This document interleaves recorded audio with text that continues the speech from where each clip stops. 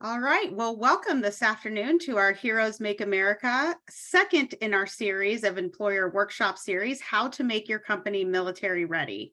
We have a great event for you guys today and hope you take away a lot of great best practices. Our event today is featuring John Buckley, Outreach Strategies Manager at Koch Industries. But as we get into the presentation, my name is Amy Thomas. I'm the National Director of our Military and Veterans Initiatives at the Manufacturing Institute, and I oversee our Heroes Make America initiative. Just a few general participation guidelines for today. We are obviously recording the event, as you just saw that, so you will get a copy of the recording in the event recap so that you can go back and re-listen to parts if you need to, or just watch it again. We will have all participants stay muted during the event.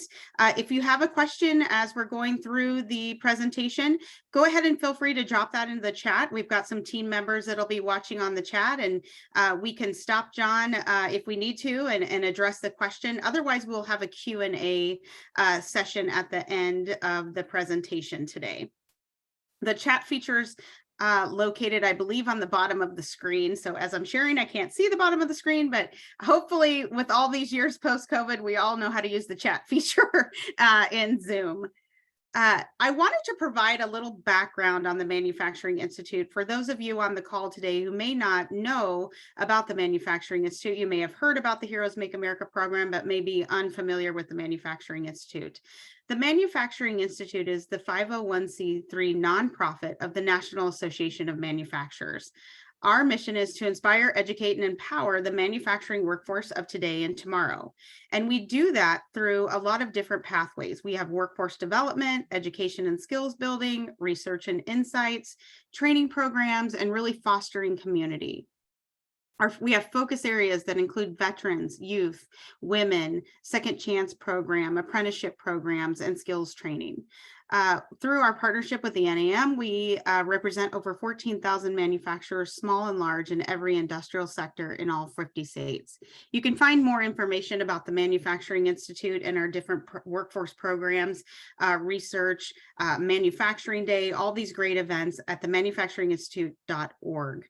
We do have a lot of great events on there that you can look through and see if any of those are interested to you and join those, much like our event today. Our Heroes Make America initiative, for those of you on the call that are unfamiliar with our Heroes program, but was really built to connect the military community with the manufacturing industry. What started back in 2018 as a production training program at Fort Riley in Kansas, focusing on those transitioning out of the military and going into manufacturing careers, has really grown into a full-fledged initiative. Now we have three great pillars of the program. The first one being our training program. We have 4 on-site training locations across the country and a virtual training program, soon to be 3 virtual training programs. But right now we train in certified production technician, mechatronics, and certified logistics technician. The program is open to transitioning service members, veterans, military spouses, Guard, and reservists. They also earn certifications in OSHA safety certifications.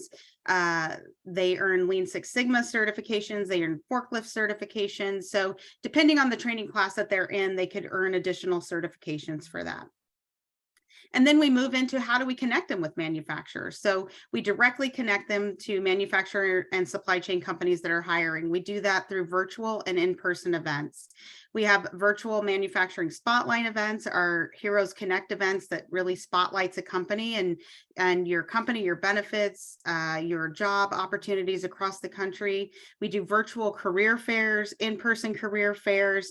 There's all kinds of engagement that you can have with the Heroes program.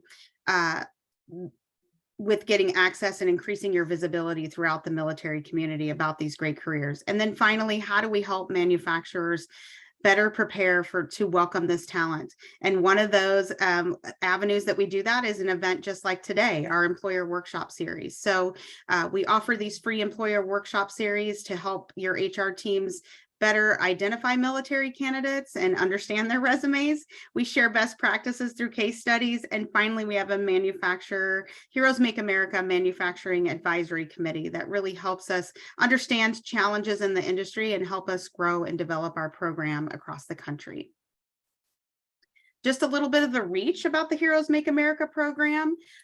This year alone, we've reached over 64,000 on social media, and we have assisted over 1,000 participants in our virtual and in-person career fairs.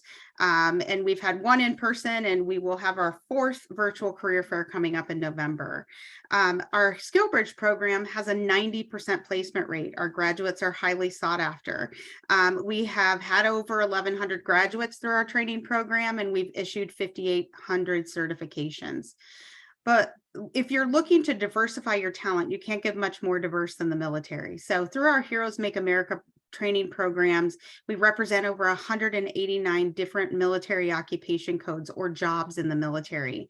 82% of our students come from minority populations.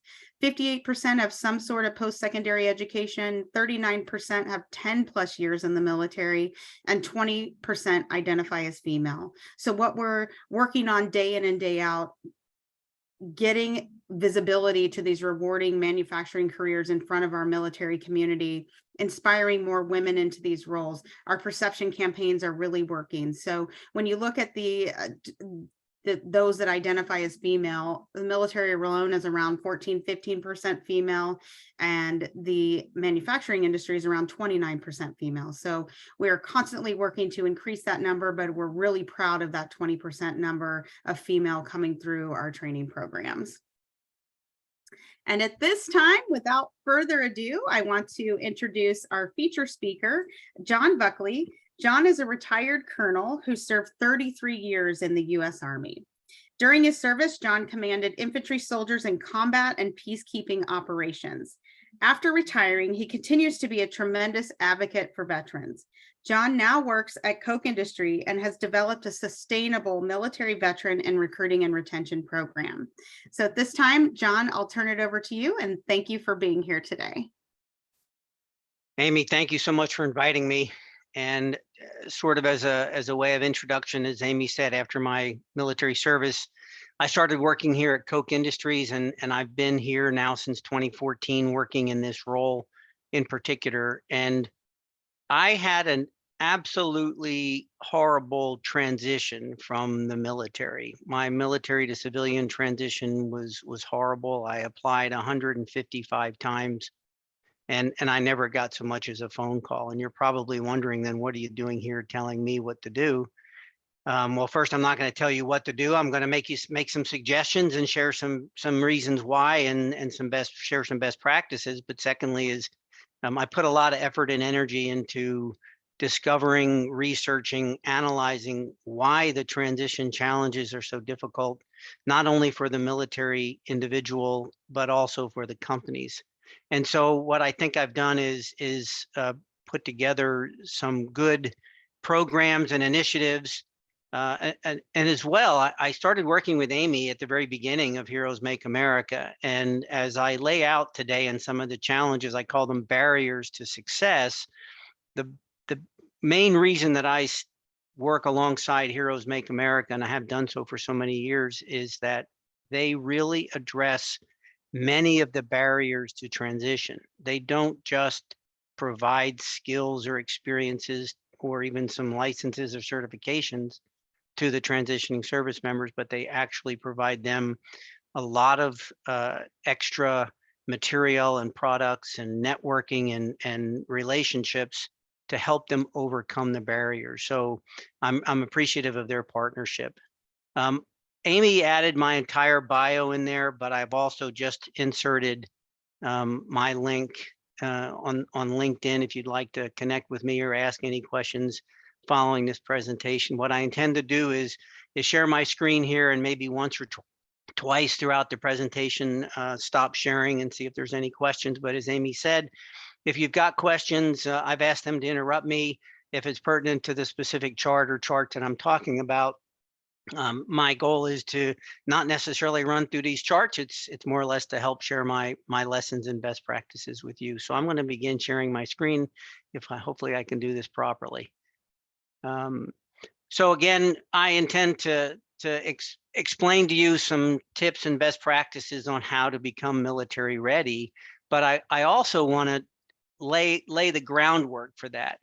Why should you hire from the military community? But then also spend some time trying to explain to you why this is so hard, not just for the companies, but also for the individual military community member. And then lay out a foundation on how to get started. I'm going to spend a little bit more time on what I call taking a concentrated effort, because in reality, you have to put a little bit more effort into it. You can't just turn to a recruiter and say, oh, you're now our recruiting expert in the military community. There's a little bit more that you can do that would really make it a successful program. And then at the end, I'll lay out some modest considerations and some best practices. So to get started, I consider this to be a virtuous cycle of mutual benefit. Not only could a company who hires a military veteran get a quality and loyal employee, but by doing so, and especially as we have seen the veteran becoming very successful in the military, or excuse me, in the civilian community, they're showing your customers and other members in our community what a successful military service can do for you in the way of getting a good, solid, sustainable job. And so by that end, you can influence the customers and their children to continue to serve. And this becomes a virtuous cycle. So the community wins, our national security wins, the customer wins, and then you as an employee win by hiring folks out of the military community. And I think if you've been paying attention to the news lately, you can see that our recruiting into the military service has been struggling a little bit. So this could add to some of that interest of our youth. It's also a great business decision, and there's lots of research out there, and I could go into some really great depth about this, but I've kind of tried to synthesize this into my own thoughts and ideas, in the sense that first and foremost, anybody who serves in the military has gone through a rather stringent screening criteria to begin with. I think the numbers still, only 3 out of 10 of our youth are eligible to serve, and less than half of those people who are eligible to serve have the intention to serve. So it's a small segment of our society, but they're high quality. They have to pass routine drug tests. They're very educated, as you'll see in a couple of charts later. The numbers of folks in our military who get college education, to include completing bachelor's degrees and even higher degrees, are higher than their non-veteran peers. Leadership is a constant in any capacity. Starting even as a youngster, they may be in charge of 3 people, but they learn tremendous leadership skills, and they can grow and advance to leading thousands of individuals in multiple organizations. Training is constant. They become very agile and adaptive in taking on new skills. They really focus in the ethics of leadership, making decisions that are right as opposed to what personally benefit them. And as well, that they have professional education courses and academics, as I already talked about. Sometimes, unfortunately, the military training and certification, although equal to what is presented in the civilian community, don't end up with the certifications that many manufacturers require, but they have that education and the skills training. As I said, they're very agile and adaptable. If you talk to some of the folks in the military, you'll find out that they've actually got experience in 2, 3, and sometimes 4 separate career fields, and have excelled in those areas. They're very safety conscious.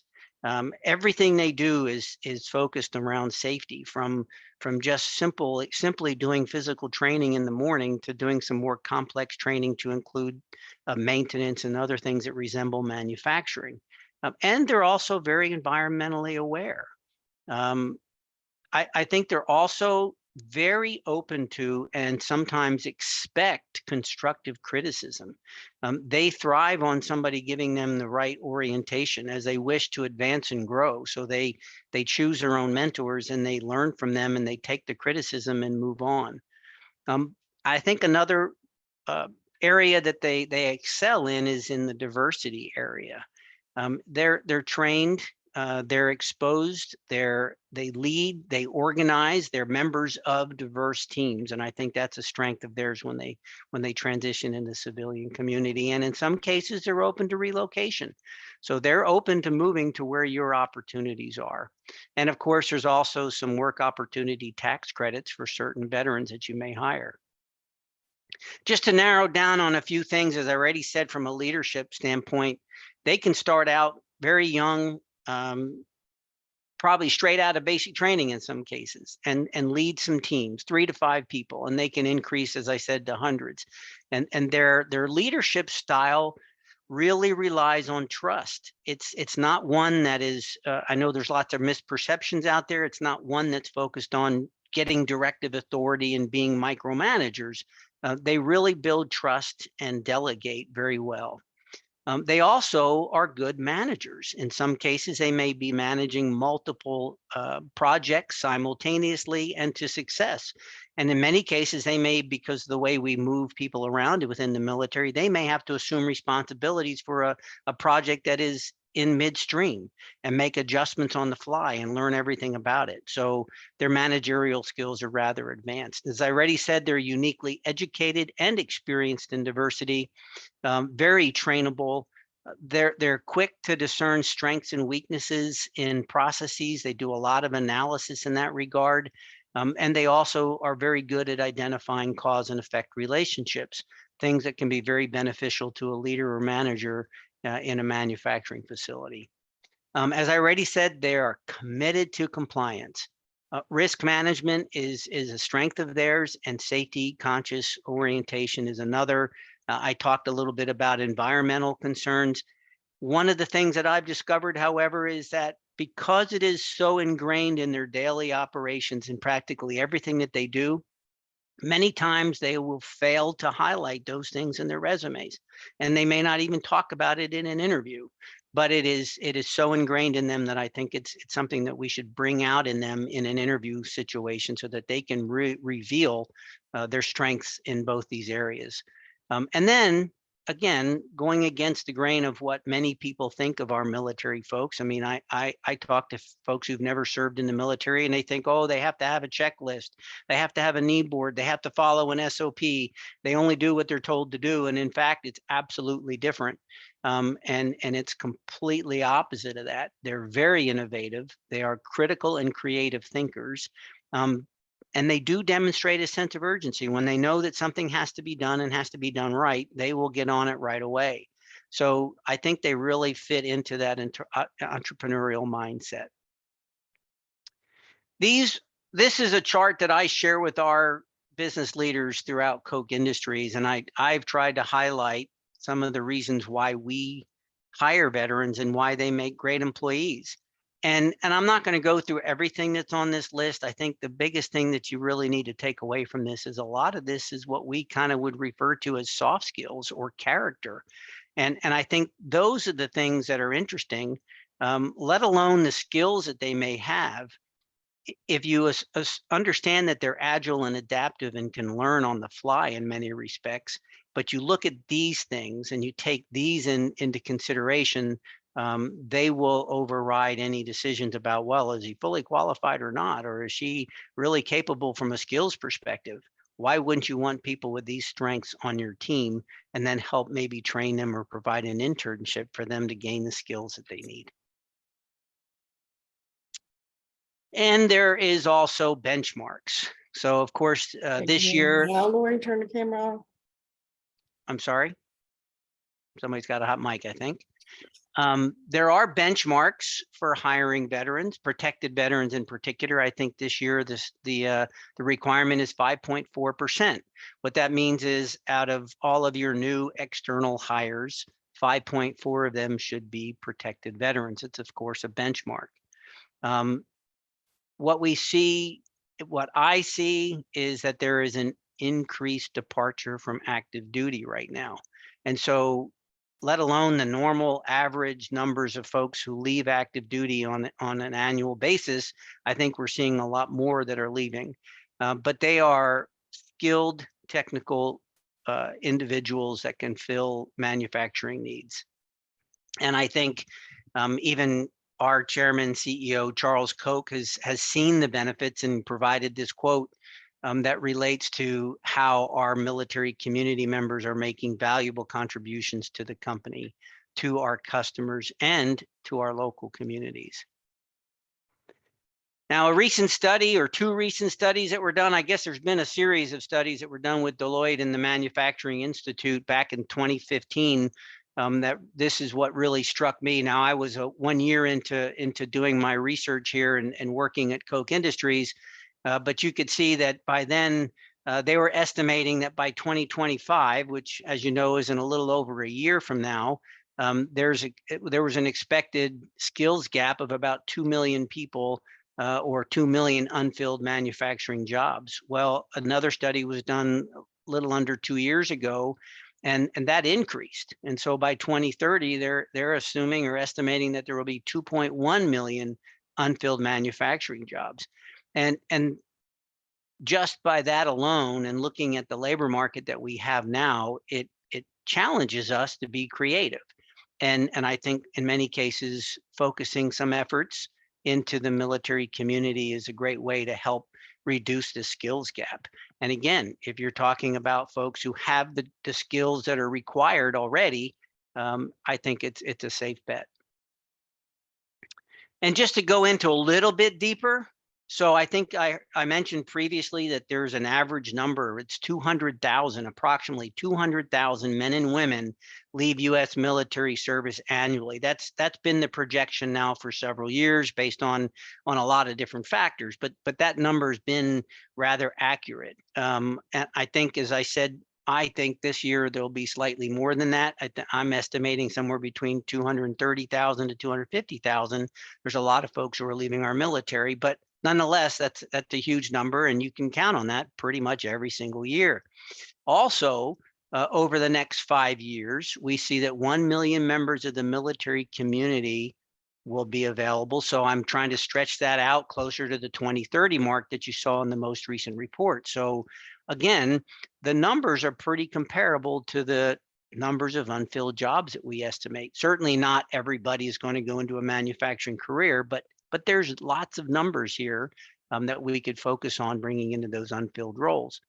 Now, some additional statistics about this demographic: 90% of those folks who are leaving their military service are looking for civilian jobs. Some go straight into retirement, some pursue education.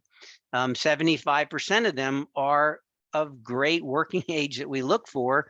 So those are the folks that are going to really look for the civilian jobs and not go straight into retirement.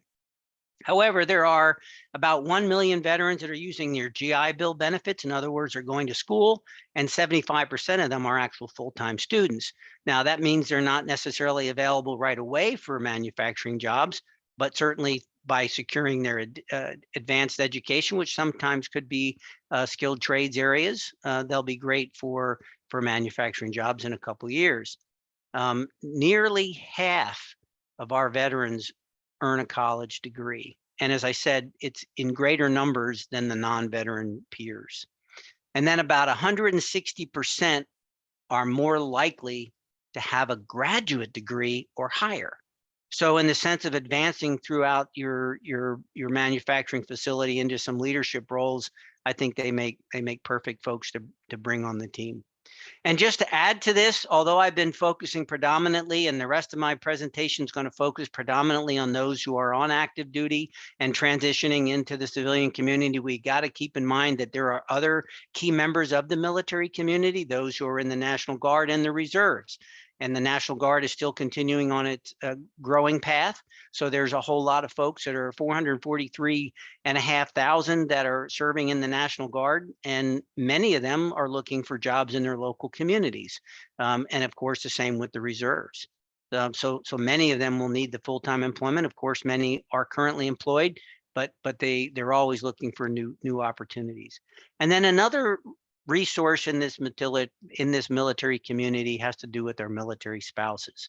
And there's various numbers out there, but the ones that I rely on is about 400,000 military spouses are seeking employment, and about 39,000 of them are licensed, but they have a very high unemployment rate, 13%.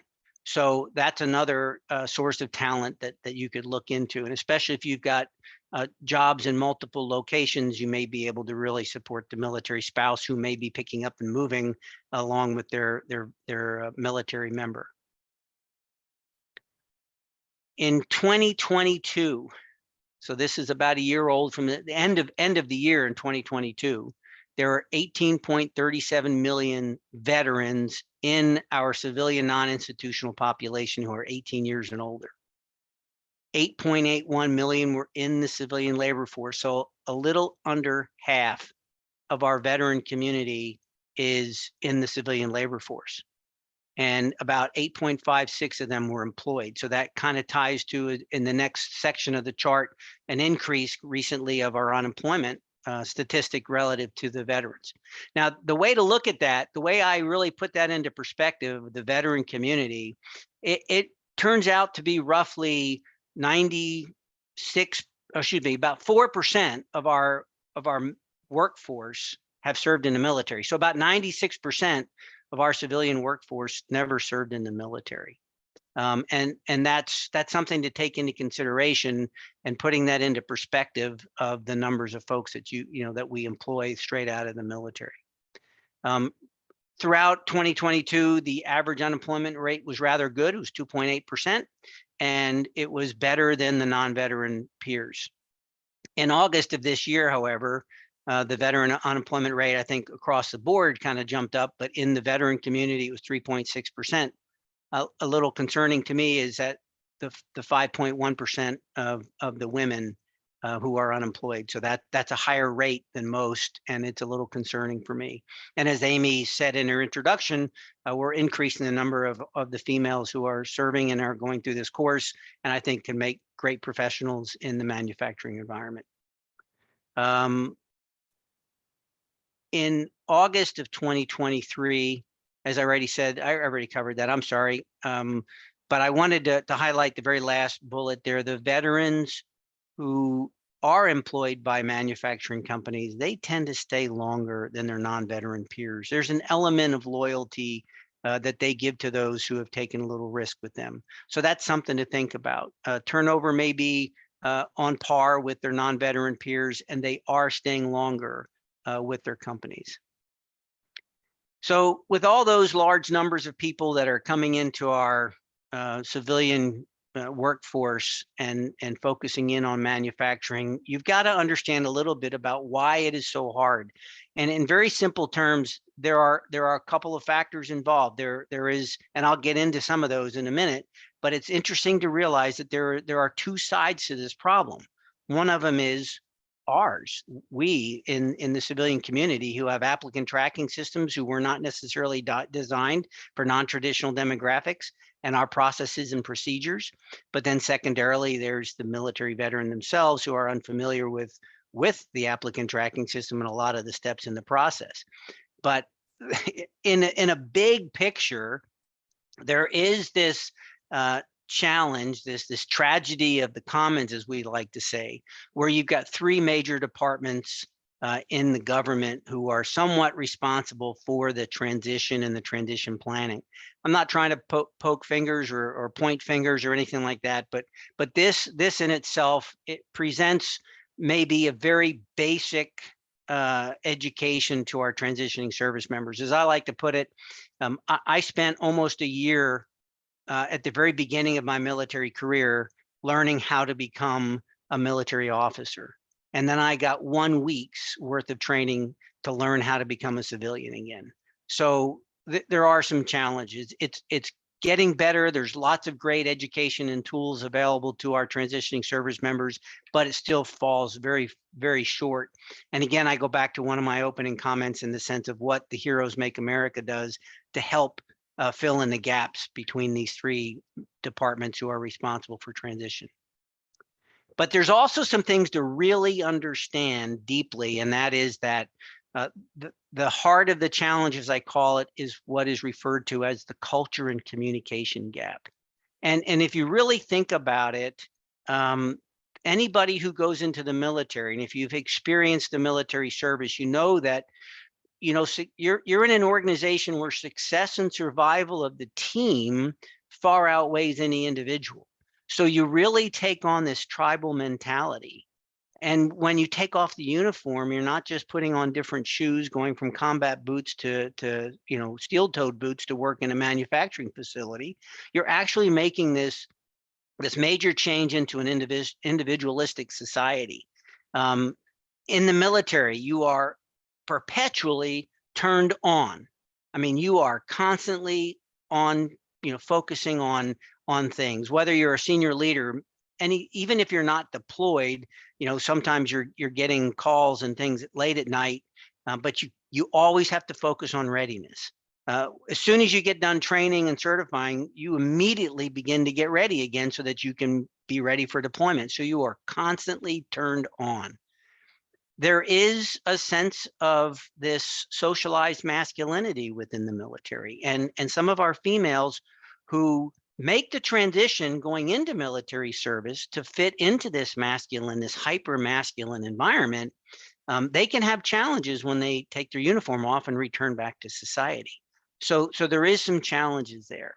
And I can go on in a little bit more detail, but the bottom line is the transition challenges really present themselves after the contract is signed. So yes, there are challenges. As I mentioned, I had 155 failed applications. I think that's part of the problem, but many of the challenges begin afterwards. But they're not things that are too difficult to overcome, as I'll lay out as we proceed into this presentation. But then there are common misperceptions, and I touched on those already. There are people who never served in the military who, because of movies, TV, whatever, they have this perception that the military community are nothing but a bunch of micromanagers or yellers and screamers. They can't do anything unless they're told to, which are all wrong. But that in itself can cause challenges. If you have a hiring manager that have those perceptions, they see somebody's in the military, they may not, they'll pass on them, which is a challenge. So it is not just a change. It's not just a move into a new career or an environment. This is truly a psychological and cultural shift. And this affects not only the military member, but also their spouse and their children, if they've been involved in the military community in any way, shape, or form. And there is a need to recreate the individual. The individual needs to find their sense of purpose, sort of like, what is my personal mission? Because they've been selflessly serving our nation throughout, and they've formed these bonds, these relationships, these family members, if you will, the tribe that they belong to. And so they have to really reset themselves to fit into this new environment. So as I say at the bottom there, it is imperative for that individual to find what I call a post-military identity. And this will help them lead to self-actualize. So how to get started? This is just at the superficial level. Here are some things that you can think about. If you're going to spend any time recruiting anybody, we all know that costs money and resources. So you need to consider how you're going to protect this investment and think long term. Don't just think short term of, oh, here's a resume, he's a veteran, let's hire him. What are you going to do? How are you going to enable this and protect that investment? I recommend that you cultivate what I call a veteran perimeter. What is that? That's identifying other veteran employees and connecting them up front. Maybe even assigning a veteran employee as a mentor, something where they can help them better understand and acclimate into the new work environment. Maybe even establish an employee resource group that can assist and help leaders manage these challenges, as well as possibly creating some tools. If you go to our career page, for example, I've written a transition guide, and this guide helps individuals as they make their transition into the private sector. You could also even go further and develop what I call a battle buddy program. In the military, it depends on what service you're in. You have a battle buddy, you have a wingman, you have a shipmate. But there's nothing better than to have that person who is in close proximity to you to help you, again, maybe in the language or the cultural differences that they're facing right off the bat. So maybe integrate them into your onboarding program. Encourage your veteran employees to make referrals. Encourage your veteran employees to be the coaches and the mentors. If you, as I said, everybody's got a wingman, a battle buddy, a shipmate. So if you've hired somebody, maybe one of your first questions is, do you know anybody in the service who we might want to pursue? They can make those referrals. And then maybe provide some compliance training as well for your recruiters. Depending on your status, if you're a government contractor, you've got to be careful with having DQ statements, disqualification statements present in the person's file before they get to interviewing. So maybe there's some compliance training that you've got to create for your recruiters who can help them. Maybe it's if you've hired somebody who's serving in the National Guard and Reserves, what are the things that you need to do to ensure you're meeting the obligations and enabling that individual to continue to serve? Leverage program advocates. So seek for business leaders. They don't necessarily have to be veterans. They could be veterans. And in many cases, we found folks who are not veterans themselves, but maybe their son or daughter went into the military. But these are business leaders who can enhance the interest, but more importantly, challenge results and then make and or improve effectiveness. But it's always good to have an advocate, somebody who is asking those questions, checking on different programs and initiatives that would support this. And then educate. You have to educate your HR and business leaders on the military culture. I'll give you one case in point. I keep talking about these cultural differences. Well, one in particular that seems to be a constant challenge is that in the military, you get a new job, it seems like every 2 years. And on average, and then it seems like every time you get that new job, you already begin to scout out what you have to do to get the next one. So maybe within your first 6 weeks of this new job, so to speak, you already know what you have to do, what skills you have to master, what education you may have to achieve, and maybe prepare the family to move again. And you've already scouted this all out. So a cultural difference when they come into your work environment is they kind of expect that within the first 2 years, somebody's going to come up to them and say, okay, here's your new job. And we know that that doesn't necessarily happen. But having those conversations up front, educating the HR leaders on how they can manage that and explain that to the veteran. This is, these are the opportunities. You can get additional decision rights or authorities, and explain those things to them up front. That can really change the dynamic of their assimilation. And then create partnerships. Connect new veteran employees with the civilian mentors. Maybe it's not the veteran mentor, but it's a civilian mentor. If you've hired somebody who is a new maintenance technician, connect them with a non-veteran maintenance technician or somebody who's been a maintenance technician before who can coach, teach, and mentor them from the professional side as well. And again, this is voluntary. And then I think one of the ones that we tend to overlook is creating military and veteran advocacy.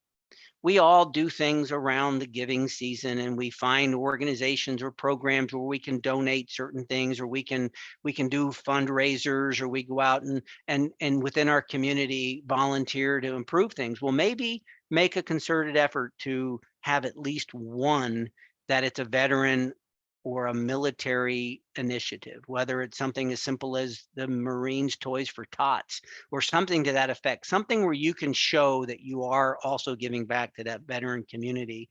I think that really helps the new veteran employees see that you care. But as I said before, it takes a concerted effort. And I think a lot of people don't realize maybe some of the emphasis that you have to put into this. I'm not going to go through all of this, but basically I'm just outlining some of the studies that we did. We really did a strategic analysis. What are the unique things to this demographic that we need to focus on where we can attract them and hire them? We had to look at what is it that they want? What are they looking for, what attracts them, but more importantly, then what is it that they need to retain them, so that we could build this comprehensive approach. And then finally, you've seen the cultural and communication gap. We had to really understand this environment, and tie it back to our needs. So understanding where we had our needs and what we wanted to focus on, we could narrow our focus into the military community.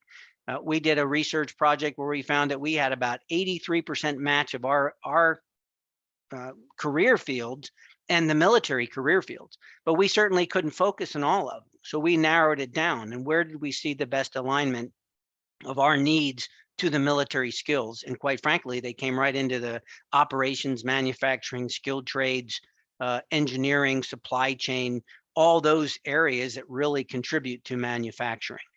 So that's why we tend to focus in these areas. But again, I'm not going to go into depth here, but I just want you to tell you that there is a concerted effort, and you really need to look at this from a big picture perspective and work your way down to the simple of what is it that we need and where is that in the military community. So then we came up with a program and we focused on recruiting and retention. Again, we wanted to protect our investment. Nothing new here. I don't think there's anything that's out of the ordinary, but we simply looked at it from a holistic perspective of how do we attract, hire, integrate, and retain. And then we wanted to make sure that we continue to evaluate, continue to analyze our performance, continue to analyze our relationships. If we've turned to a source, for example, Heroes Make America, are we getting some success in this area? Is this really good for our investment? And then we continue to share best practices to include with other peer companies, like I'm doing today.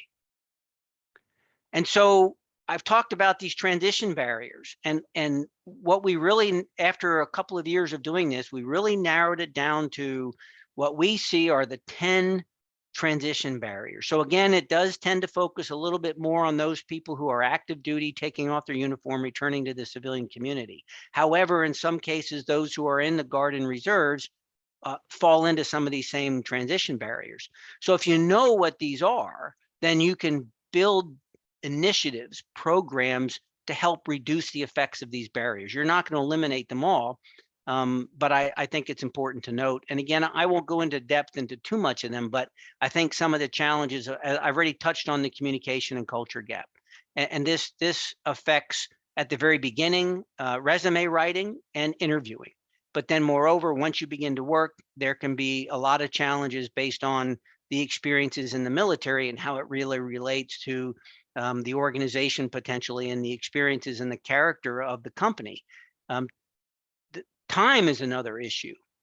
And this one, I think a lot of times our recruiters and hiring managers don't really appreciate. Time in the sense that a military member who's coming off active duty has a hard stop date. I know that Uncle Sam is going to stop paying me on November 1st. So I need a job. And in many cases, based on obligations, based on real world missions, they may not have a lot of time up front to do a lot of work in transitioning. So there's that challenge of, I need a job tomorrow, and it's something that we have to really take into consideration. If we find a quality candidate, let's make sure we identify the source. Here he is, he's coming, he's a veteran or she's a veteran. We might want to move a little faster in the decision making if we can. Lack of credentials. So as I said earlier, many of the training is equal to, if not superior to, what we expect of our civilian employees, but they don't necessarily get the credentials or the certificates. And I think, as I said already, Heroes Make America is going a long way to help ensure that, and working with the Department of Defense to help them do the same thing. Limited work histories, and that's more or less a perception. Because, well, they're not in the civilian community, they're not doing these kinds of jobs, or doing those kinds of jobs. I don't understand their job titles. I don't understand what they did. And so the perception really in many cases is that it's limited work histories, when in fact it's just dissimilar. Education shortcomings. And this is an interesting one. Although very highly educated, there are certain jobs that we tend to place education requirements as the basic qualification where they don't necessarily have the degrees. One that I constantly struggle with, and I still don't understand this, are supply chain jobs. many of our supply chain jobs require bachelor's degrees. And Heroes Make America, for example, presents a wonderful logistics certification program. We've hired several folks through that program, but in many cases, they apply for a job that they don't meet the qualifications because it requires a degree. So it's a mismatch in where the degree or the education is, and sometimes that academic shortcoming really can kill an application. And surprisingly, what I have found, especially in the non-veteran community, is they don't appreciate the service academies and the education. Many people think that they just learn how to become a military leader and fail to recognize that, in fact, their institutions are fantastic when it comes to presenting education and degrees. So it's great qualifications. I've already touched on the assimilation and acclimation into the private sector, somewhat connected to the communication culture gap, but it goes a little bit further. The environmental and cultural changes can be a tremendous shock. One that I meet all the time has to do with the organizational structures. In the military, it's very hierarchical. It's about advancing. You either go up or you go out is something that we used to always say. But in the private sector, not just in manufacturing, but it's really relevant in the manufacturing environment. It's a very flat organization. And in many cases, it confuses the individual as to, well, who's really in charge? Well, it's more about collaboration than it is about somebody having directive authority telling you what to do. So there are some complications in settling in that I could go into a whole lot deeper, but that is a challenge. That is a barrier. Talked a little bit about adjusting to the different authority environment. Sometimes our junior enlisted folks don't know how to manage all the freedom that they have, and having that freedom of getting to work and what to wear. Nobody's standing over them telling them what to do, when to do it. But it's also, as I just mentioned, some of the overwhelming structural changes and the meetings, a series of meetings. They don't resemble the types of meetings we had in the military. So there's a lot of challenges even just with the authority environment. I already talked about the career development approaches. In the military, there's usually somebody sitting up near Washington, D.C. who has a path, and they basically tell you, hey, you got to do this job for 2 years, and then you're going to go to A, B, or C, and I'll tell you in 6 months where they are. And that doesn't happen in the private sector. So sometimes there's a challenge with understanding, how do I, as an individual, advance and grow? There is that employer reluctance to hire, and I talked about that. Some of it's related to the very last bullet, which is a perception. Sometimes I think there's also, and it's very surprising to me, I still meet people who are reluctant to hire folks who are taking off the uniform but are going to continue to serve in the National Guard or Reserves. I'm like, you can't do that. But it is oftentimes a challenge. Just looking at these barriers that I talked about, hiring managers may look at that and say, well, this is too hard to do.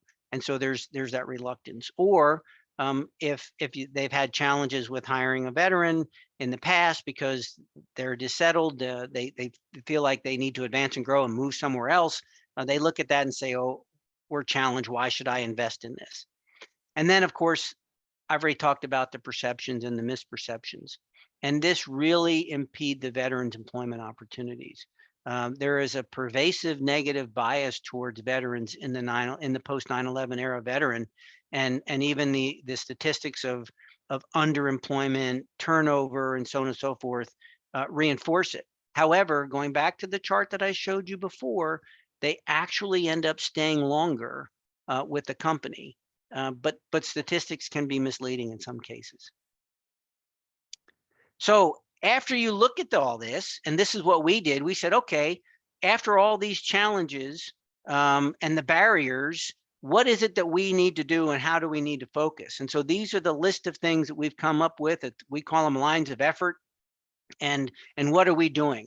As I already talked about, I've written a transition guide. So we spend a lot of time coaching and mentoring individuals who are looking for jobs. So if they're on active duty, for example, Heroes Make America, they share their resumes with us. I can screen through those. I can identify some folks, some proactively reach out to me, and then we can help coach, teach, and mentor them all the way up into onboarding. And then once they sign the contract, we can introduce them to another mentor, somebody that's local, if you will, somebody in that facility who can continue to coach, teach, and mentor them through the early stages of their development. So that's a very simple initiative. Um, we're also going out and proactively identifying advocates, whether, as I said before, they could be somebody who never served in the military, but their child is serving in the military, or their cousin or their uncle, or they're a military brat. In other words, they were a child of someone who served in the military. We look for folks who can be advocates for this program. And they're the ones who push the local relationships with local, maybe if it's a military installation, or with the workforce centers where the veteran advocates work. We're also trying to take the initiative of removing certification barriers. Again, partnering with folks like Heroes Make America and other programs where maybe those certifications are given, but also looking at how we can do some training, whether it's a skill bridge internship or apprenticeships, something to help them become certified before they get fully employed. We've started to identify some unique onboarding. What can we do? How can we adjust our standardized onboarding practices to take into consideration some of the unique needs of the military veteran community? We want to make sure that we're addressing those issues. In some cases, it's also encouraging them to proceed with the relationship with the VA, even if it's just how it is that you pursue your disability and comp.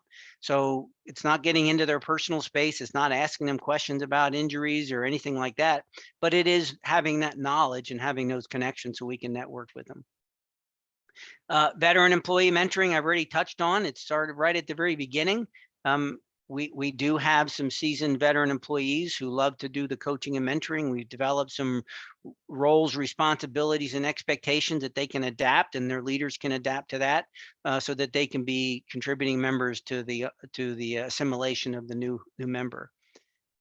We also build relevant talent. So we do have skill bridge internships. We do have fellowships. We do have other initiatives and programs where we can take the agile and adaptive military community member and train them in new skills, and therefore they become relevant.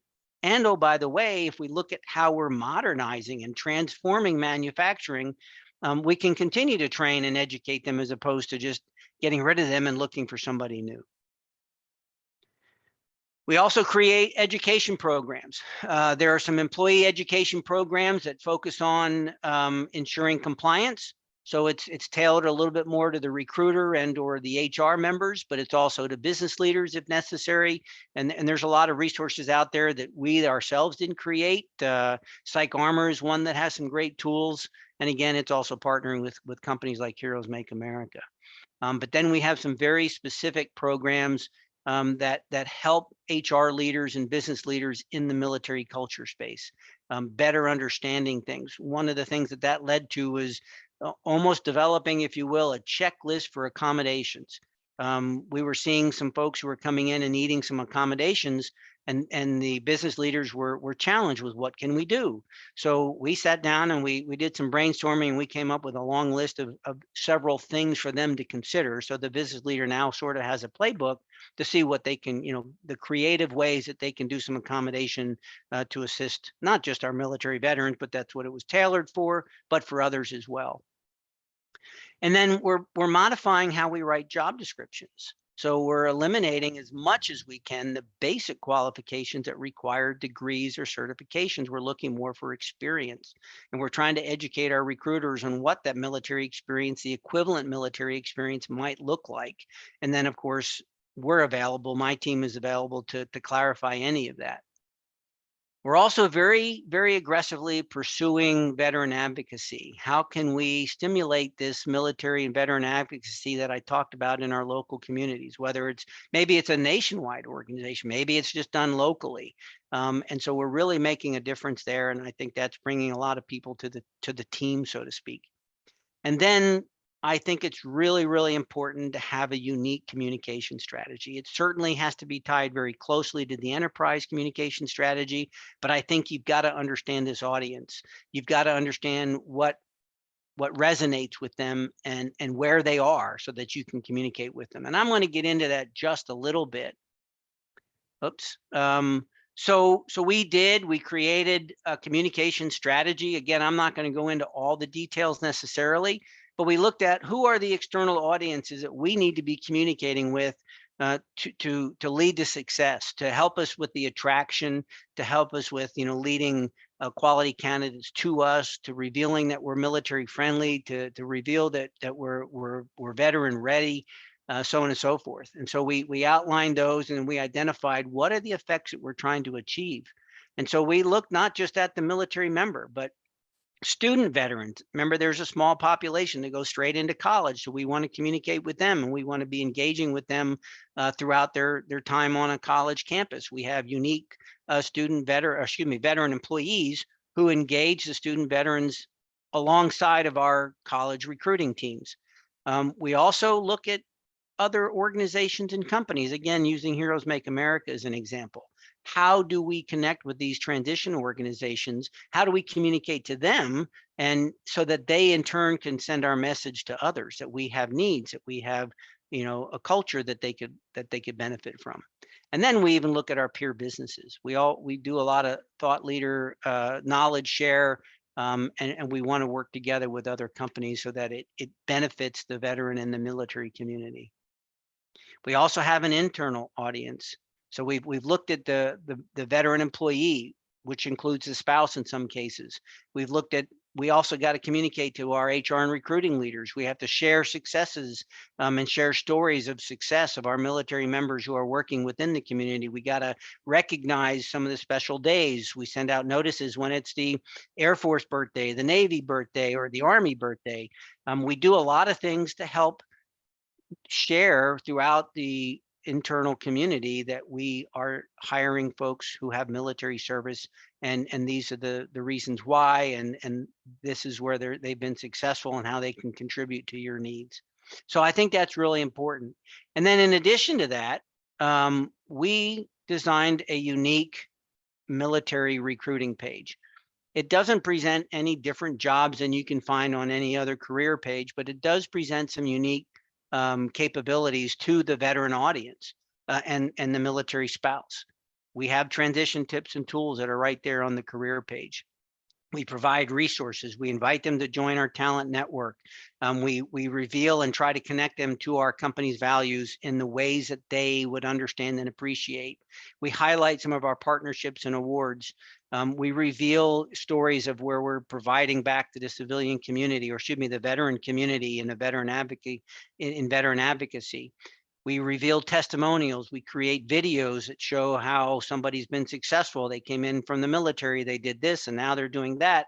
And then we highlight some of the events and conferences that we're going to be at so that the veteran audience could maybe meet us there. And then, of course, the plus one is that it links to all the open roles. So we've created this unique space, and it gets visited quite a bit, and I think it's very attractive to our military community. I'm going to pause real quick. I see a lot of comments in the chat. I'm going to stop sharing. Amy, is there anything that I can address now before I get into sort of some of the best practices that you've seen?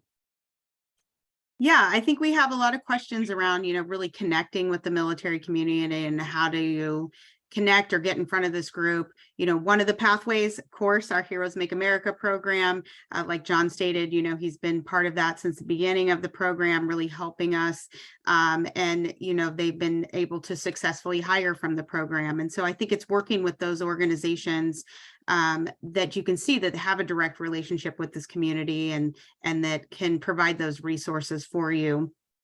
A couple of questions around transitioning military, John, why would they not self-identify, or especially in the Guard and Reserve space? Why are they thinking, I don't want to identify as a veteran, or I don't want to draw attention to that part of my career? That's a great question, and one that I struggle with continuously. I've done some research in this area, and we found on average about 30% of our protected veterans don't self-identify as a protected veteran. And that's really all we track. We don't necessarily track the veteran status or that they're serving in the Guard and Reserves, other than through other means, of course. But the reasons that we've identified, number one, is there's just a lack of knowledge. There's far too many people who believe that self-identifying as a protected veteran means that you get veteran preference.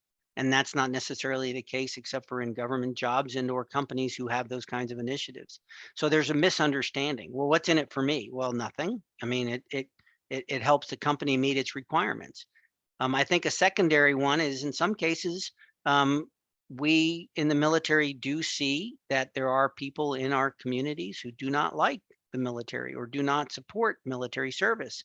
And so it's a way to protect your identity and not reveal that to them. That's a smaller percentage, but that's still an impact, or at least there's a perception that folks don't support the military. And a lot of it's political more than anything. You know, if you don't like what the politicians are doing, you blame, the military, who has to do what the politician asks them to do. So those are the two most prevalent reasons. We just see that there's a lack of knowledge, don't understand why, and then secondarily that they just don't want to reveal their identity.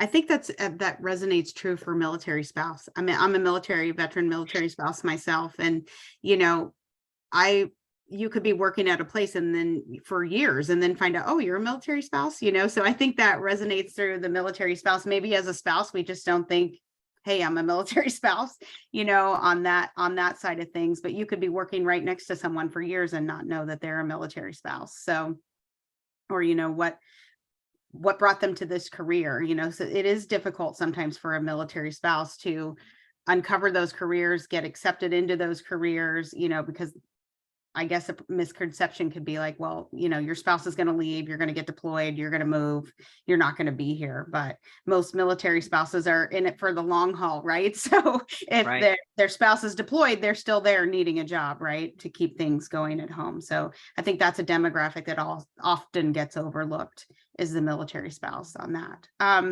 One other question that came in was around the hypermasculinity that you brought up, John, in regards to women. How about the effect that it has on men leaving the military and landing in companies who are more inclusive and have a solid DE&I policies?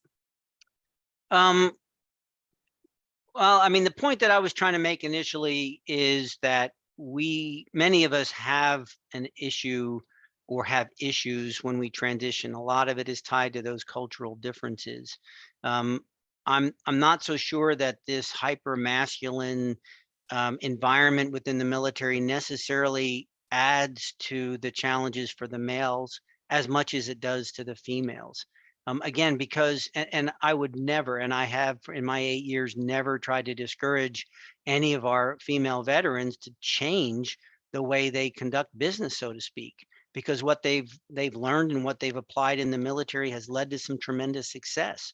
Just be aware that in fact that there are going to be some people outside, if you will, in the civilian community who will look at you even stranger, because that's not how women comport themselves. But I also end up my conversations with women in this regard, that there are organizations out there. There are plenty out there where it is solely for female veterans, and they have a group of professionals and other females who've made the transition who can lend assistance and or provide best practices to help you through this. And I think that's the thing to note. I've not necessarily seen the hyper masculine, so to speak, component affect the male as much. But what I would tell you is that in some cases, the perception of the lack of humility can really be off-putting to a lot of civilians. And what I mean by that is we're trained to do anything. And we're expected to do just about anything. But you can't come into an interview say, I can do anything, just tell me what to do. That sometimes is a little off-putting. And again, there's some cultural differences that can confuse the non-veteran. For example, in many cases in the military, as I said, it's an up or out type of a society. And so we look for and we put into our resumes, that we were number one out of 15 people. We were chosen over more senior individuals. And again, it's not that it's wrong to highlight that per se, but in many cases it's misunderstood and it's perceived as not being very humble. And those things, I'm not necessarily thinking they're tied to hyper masculinity per se, but that's what it's perceived to be, and that can be challenge in an interview room for sure. Mhm. Yeah, so we have some great conversations going on in the chat over here, John, but I want to make sure that we have time to get through the Okay, rest of your presentation, and we can bring these questions back up when we get to the Q&A session. sure. Okay, I'll conclude here rather quickly. I'm going to get into some modest considerations. Am I sharing my screen? Yes, Okay, almost. There you go. okay. Um, so, whoops, I went too far. So I think some modest considerations for you to consider: establishing and maybe even resourcing a military veteran recruiting team. Now, when I say that, and this is a constant struggle I have with my supervisors, is I'm not talking about recruiters who actually manage requisitions. These have to be individuals. They could be like me. I never was a recruiter. I learned how to be, all the ins and outs of being recruiters, and I work with them very closely. But it needs to be somebody who understands these challenges, somebody who can really become almost like an internal consultant to your recruiters who are there. They can accompany the recruiter. They can assist them in a lot of respects. But I think if you tie them down to requisitions, then they don't necessarily become as much of an advantage to you as opposed to somebody who's a little bit at least one step removed from that. So they become more or less coaches, teachers, and mentors to the recruiters and the HR individuals. As I already said at the very beginning, get your veteran employees involved. I watched an interview of R. Lee Ermey many years ago, and there was something that he said during an interview where he basically was talking about care at the VA, and he wasn't speaking badly of the VA, but he was saying that many people in this country believe that the VA takes care of veterans. And although that's true, that's not necessarily accurate. Veterans take care of veterans. And I'll tell you that's true almost anytime I reach out to any of our veteran employees and say, hey, can you provide assistance here or there, they're jumping at it. They're ready to help. So get them involved. You can use your veteran employees to maybe help write job descriptions to make sure that they're more inclusive or not excluding folks in the military. A veteran employee might be able to help orient a recruiter to a place, a base, an installation, a military skill, an AFSC, where they can find a specific talent. So leverage those veterans, ask them to make referrals, and then maybe make some awards for folks who give quality referrals who turns into a hire. Get them involved in developing the onboarding training. Get them involved in a lot of different ways beyond just their day-to-day work. I think they'd be willing to do that, and it really adds value to your efforts. Um, I think it's necessary to evaluate and then to continually improve and adjust your onboarding focus. Again, focusing more on the acclimation challenges. We started doing some unique things even prior to onboarding that really added to this effort. For example, we would bring a veteran in for an interview if it was an on-site interview. And I know a lot of companies are getting away from that and still relying on the Teams or Zoom or whatever. But if you do any kind of on-site interviews, maybe build it around a lunch or something to that effect, or maybe just give them a period to sit around a table with other veteran employees. Spend 30 minutes. Let them meet each other. Talk a little bit about transition. Let them talk about what they do in your facility. It can really add to attracting the individual and making those early relationships. Even if you don't end up hiring that individual, I think it's a value add.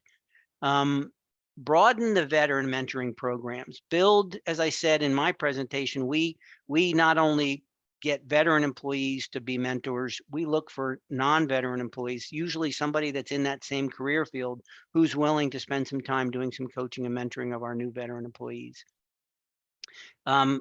Knowledge share, best practices, lessons learned. We continually do that. That's my military career, and doing AARs after every mission, kind of following me. But that's what I do, is I continually assess, continually to share knowledge with individuals, but then listen to them. Let me hear what the business leaders are saying, what the problems or challenges or the good things are. Let me hear from them what they suggest, and that sometimes makes for a better solution. Um, Educate the non-veterans in the cultural differences. I've had the whole career progression discussion with I don't know how many HR leaders, in some cases business leaders. I had a, this is kind of a funny story, but it's true. I had a business leader come into my office and basically say, "How do you get this Marine to stop calling me sir?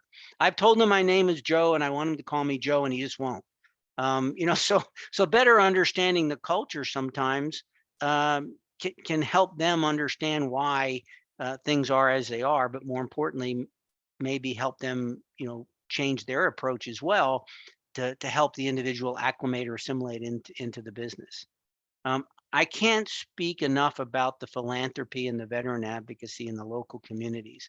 That is something that is really attractive to our veteran employees, but also to those veteran job seekers. When they see your business giving back to the veteran community, that's very meaningful. As a matter of fact, there was some research done recently, and that's one of the things, one of the top few things that a veteran is looking for when they're looking into a company and considering applying is do they give back to the veteran community? And then I can't say enough about analyzing performance at every step. We do a lot of analytics. We tend to focus a little bit more on the recruiting aspects of it, right? We built a relationship with this organization. How many applications came through?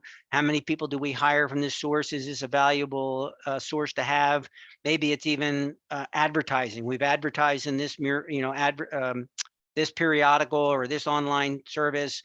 We've advertised here. We'll build it so that you can track how many visitors that you have, how many unique visitors, what's moving them? Is it driving driving applicants to your site, or at least job seekers to your network? We do a lot of those kinds of analysis to see on the front end, but then you have to look at the back end.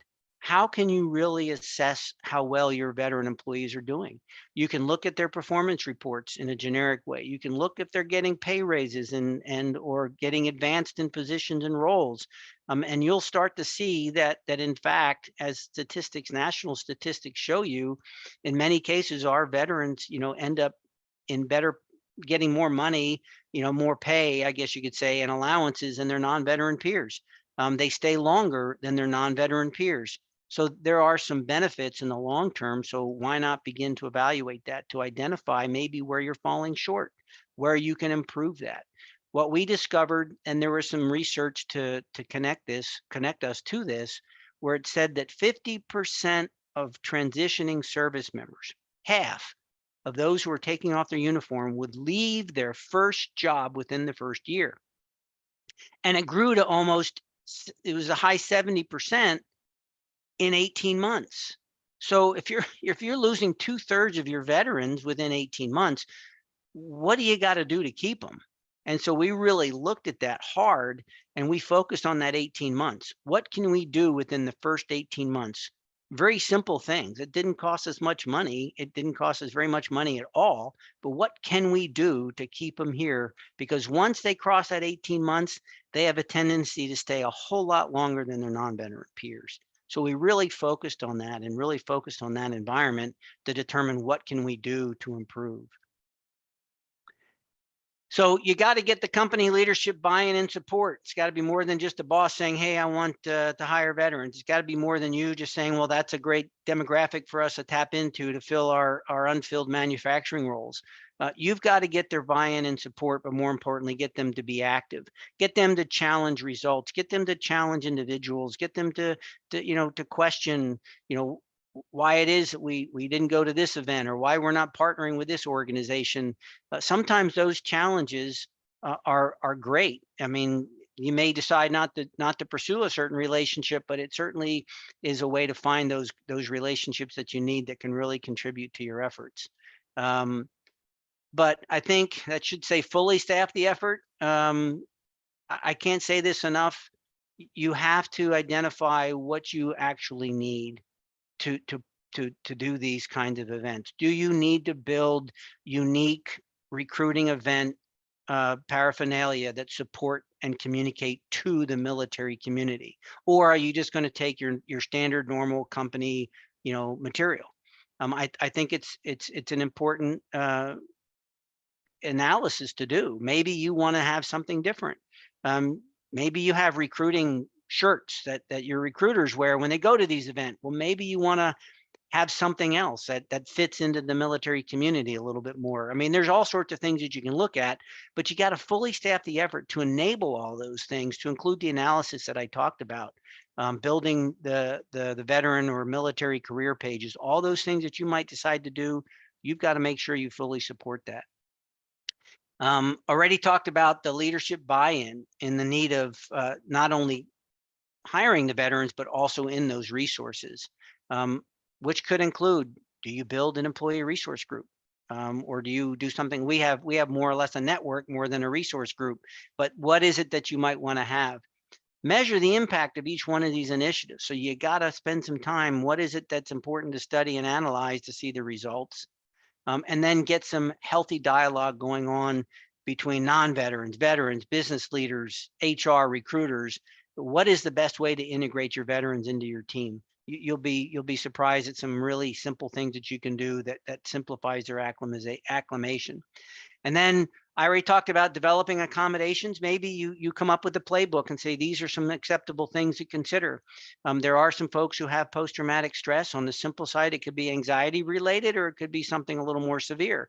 But nonetheless, you could already think through, what is it that we can do? Do you have a work environment that you can allow, support dogs or emotional dogs or something like that? Probably not in a manufacturing environment. So what is it can you do? And I think it's important to really think of that in advance. As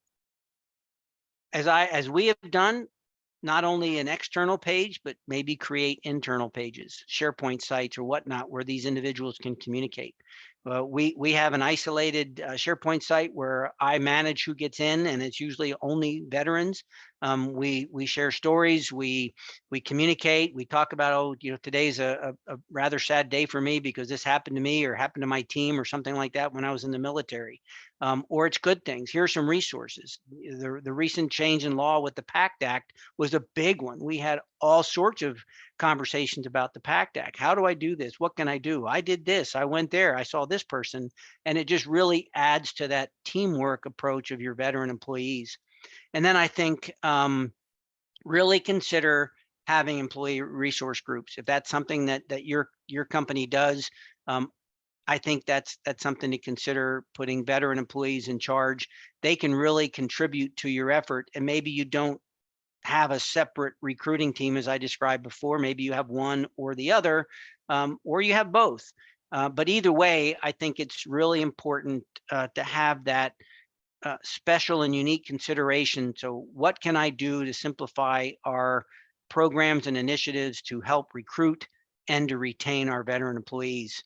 And I'm just going to stop there, but really quickly, these are some of the effects that we've seen rather quickly. We really increased the attraction of our military community members. I average between 2 and 3 emails a day just asking about our SkillBridge internships that we have. So the numbers of folks who are joining our professional network and visit our career page is just astronomical. It's one of our most visited pages of all the pages that we've created at Koch Industries. We increased our retention rate. We increased awareness across the company of what's the value of hiring our veterans. It became a very veteran-friendly workplace culture in a lot of respects. And then we also started to see people volunteering and or agencies and organizations coming to us with respect to, hey, here's a local veteran initiative that you could support or contribute to. So I think there's a lot of effects that can come of having this more comprehensive approach. So I've stopped sharing, and I'm ready to answer any questions that you might have. Great. Well, we will open it up to anybody that has any questions. We've got about 7-8 minutes for questions. So if anybody has a burning question, that would be great. Just go ahead and unmute and ask your question.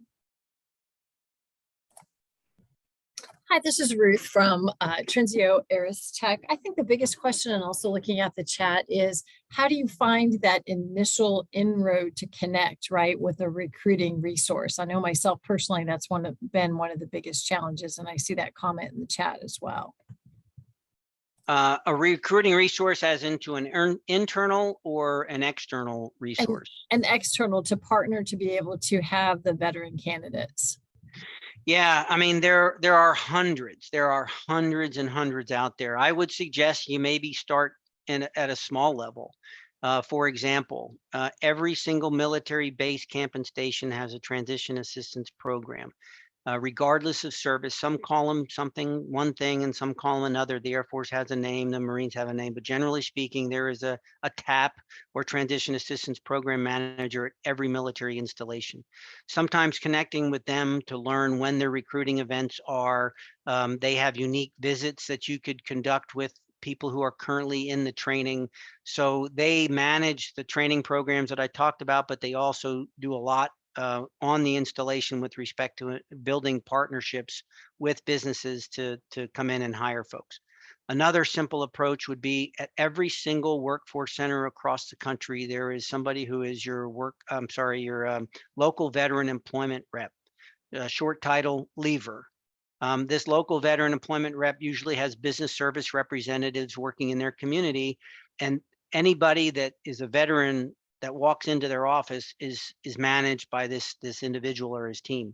So you can connect with them in the local community. And if you're looking for maintenance jobs, skilled trades jobs, basic labor roles, it's probably better for you to find somebody who's already in your local community than to try to go to a military installation in Florida and try to pay, transition into a job that you may have in Texas.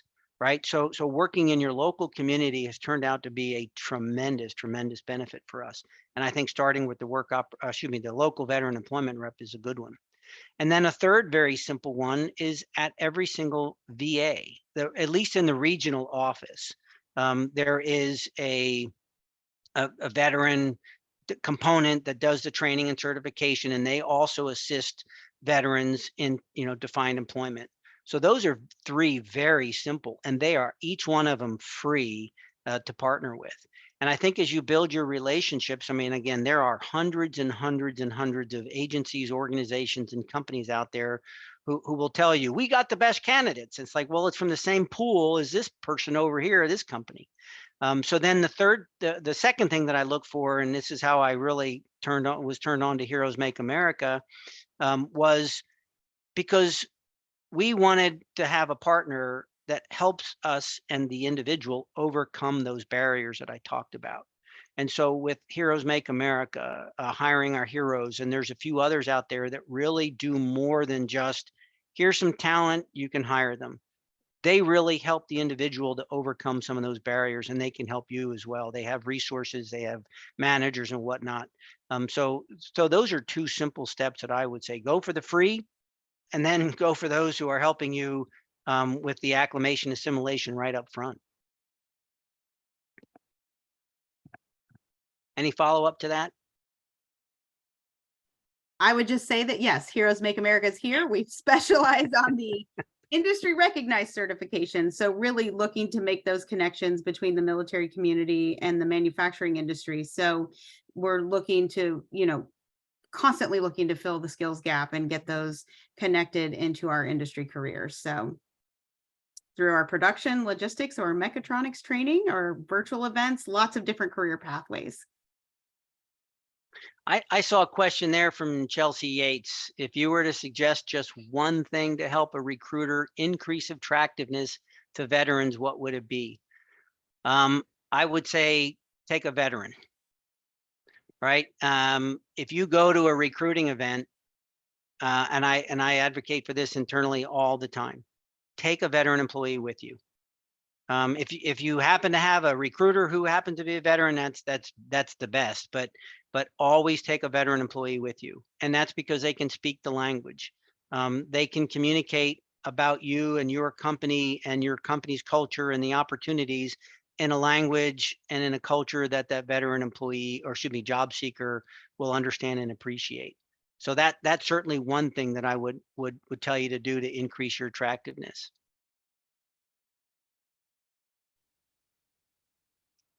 Do we have any other questions out there?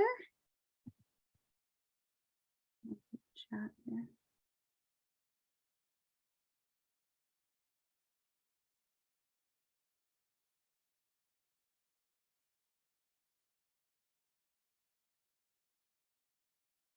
John, how important is it for companies to relook at their job, I guess, descriptions to looking at, is it required or desired, right?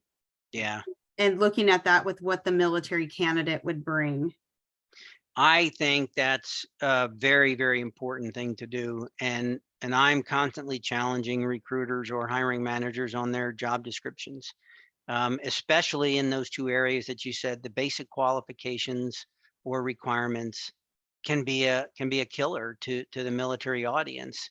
And there are ways of securing the necessary skills that you need without disqualifying folks.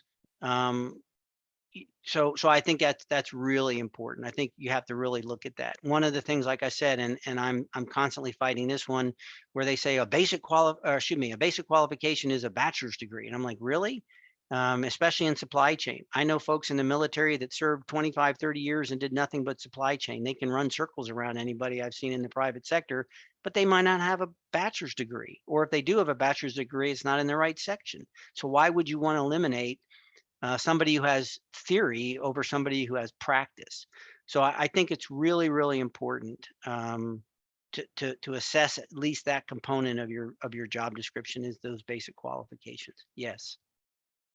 Perfect. Well, I know we've got about 5 minutes left here, so I wanted to thank you, John, as we move to the wrap up here. I wanted to thank you for all of your great content today and really providing a roadmap. I mean, I think that there are some companies out there that are really struggling with how to get this off the ground, and you gave so much great advice and literally a roadmap of, what a company can look at and start to create, whether it's the culture, the environment, the veterans ERGs, maybe some barriers that they hadn't even thought of before that now were brought to light, that they can address now because, maybe it wasn't in the forefront. So as always, wonderful, great information that you give us. And we're so grateful for your partnership and for, having you here with us. So thanks again for that. I am just going to share my screen real quickly and see if we cannot wrap up our session today. Hopefully you guys can see this. We'll get back into this. Maybe. Hey, Amy, while you're doing that, Anthony Torres put a great question in there about resources to find free ad art. I would say there's plenty of resources out there, but be very, very careful, because what you don't want to do is present a picture of somebody in something that resembles a military uniform that a veteran would look at and say, we don't wear our uniform that way, or we don't have beards, or Yeah. we don't have a male that has hair down below their ears. I mean, there's all sorts of things. So in some cases, I have found that the best artwork is your own. And that what I mean by is taking pictures. I've challenged our veteran employees, give me a picture of yourself in military uniform. And we tend to use those things. We've got pictures of us and sometimes me that on our banner ups for our events. We don't use those art. One of the first arguments that I had with my marketing and communications team was they presented to me a picture of an individual, and when he got out of the service, his rank was a captain, but the picture was him wearing his uniform when he was a lieutenant. And so they put in there, Captain so-and-so. And I'm like, you can't do that. We've had pictures of ships that turned out not even to be US ships. They were just pictures they picked up somewhere, and it was a foreign country ship, and they just say, this is something from the US. It's like, no, so I would be very, very careful. There are some resources. You can go to the military websites. They actually have sites where you can pull down pictures and whatnot, but be very, very careful. Pull in a veteran if you have to say, is this an accurate picture or not? Good point. Yes, great points. I did want to just throw out there, we have recently launched our resume distribution subscription. So if you're wanting to kind of tiptoe into a Heroes Make America, but still get access to those veterans and those in our training classes across the country, this is a great way to do it. So it's just a small annual fee and you get it delivered right to your inbox on a monthly basis. So information there, and we'll send this information out also, but a great pathway. The last one we sent out had nearly 400 resumes on it. So those actively seeking employment in the manufacturing and supply chain industry. So lots of great stuff there. Some events that we have coming up. Our next virtual career fair will be November 3rd. We do limit that to 30 companies on a first come, first serve basis. And our registration will open October 2nd. We have our Workforce Summit coming up October 16th to 18th. This is our employer-led summit, sourcing solutions in Atlanta, Georgia. So we have a couple of those events coming up, both really great events. This is our great Heroes Make America team across the country and our upcoming training classes. So you can kind of see when those training classes will start, but our Heroes team is strategically placed across the country. So we'll send that information out to you. And just finally, thank you so much to John for giving us this great information. Thank you to all of you for taking time out of your day to listen.